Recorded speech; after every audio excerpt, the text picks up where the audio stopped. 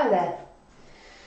So one of the exciting things about the skeleton is that the shape of the end of the bones here is obviously intimately associated with what kinds of movement can take place.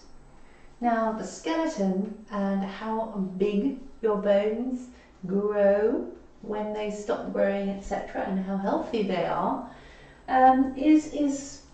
there's huge factors to do with that in terms of growing, in terms of diet, in terms of what you inherit, etc., etc.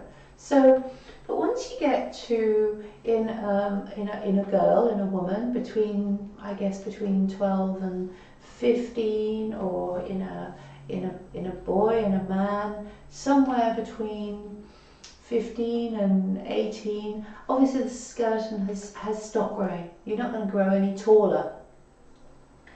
And once your skeleton is that size, then it's as I said, you're not going to get any bigger.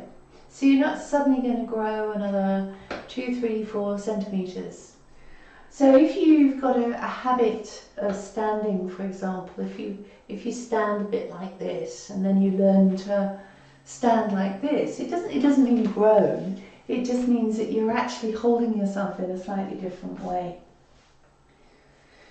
So the shape of the ends of the bones here, the shape of the ends of the bones actually form, when you've got the bones coming close to each other, they form the joints. So when we talk about the skeleton, we include the joints. So there's lots and lots of different elements that form what we call the skeleton. But when we call something a joint, what we're doing is we're usually referencing pretty much that whole area. So a joint will form many, many, many different small components, and we will say that is the shoulder joint, that is the knee joint, that is the hip joint. But for you, what's really important is to be beginning to understand how the shape, for example, of a bone and the angle of, say, the top of the humerus, or the angle of the top of the femur here, where it comes in and forms the articulation, those angles can be different. Some of that is to do with hereditary, because if you look at different people in a family, you can often see a sort of similar shape. So you can see a certain broadness of shoulders or narrowness of pelvis. And so certainly elements of that are hereditary. But once you get to a certain age, your skeleton stops growing, your bones stop growing.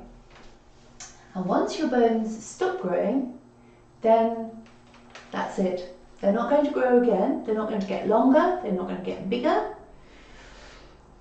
And there we are. So once you've reached your certain height, the only way you can make yourself taller is actually to stand in a slightly different way.